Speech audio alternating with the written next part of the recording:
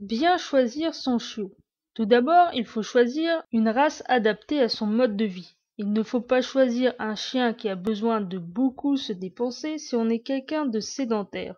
Mieux vaut prendre dans ce cas un chien dit d'agrément, comme le chihuahua ou le shih tzu. Attention, les petits chiens ne sont pas forcément plus calmes, surtout chez les terriers, comme le Jack Russell ou le Fox Terrier. Les molosses, comme le Terre-Neuve, le Saint-Bernard, sont plus calmes.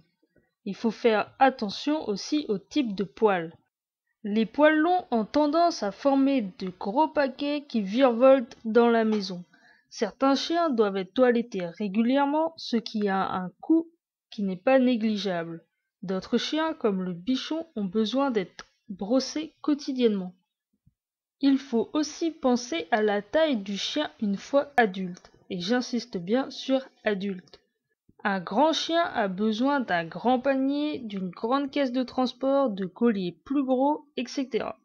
Et bien sûr, tout ce qui est plus gros et grand est plus cher. Un grand chien mange aussi en plus grande quantité, prend plus de place dans la voiture et dans la maison, mais par contre, on n'a pas besoin de se baisser pour les caresser. Une fois le choix de la race faite, où acheter son chiot? Tout d'abord, il faut se poser la question si on veut un chien lof ou non.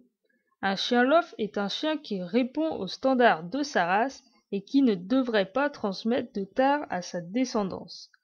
Si vous avez comme objectif de faire de la reproduction, ce que je vous déconseille car c'est un métier, prendre un chien lof est fortement recommandé.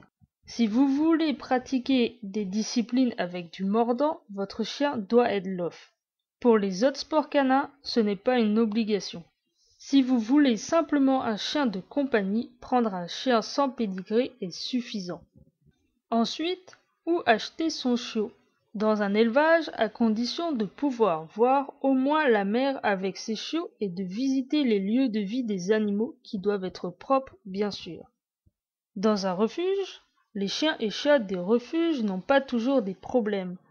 Ils sont moins chers, déjà identifiés et stérilisés. De plus, vous faites deux bonnes actions, en adoptant un animal et en libérant la place pour un autre.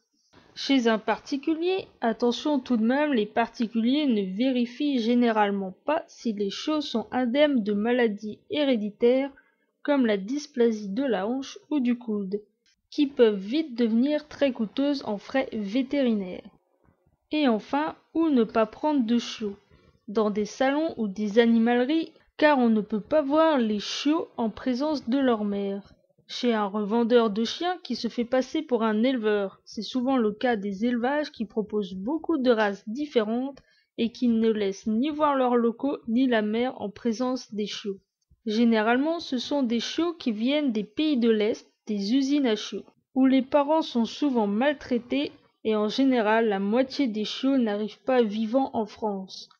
Le plus souvent, une fois adultes, ces chiots sont malades ou ont de gros problèmes de comportement.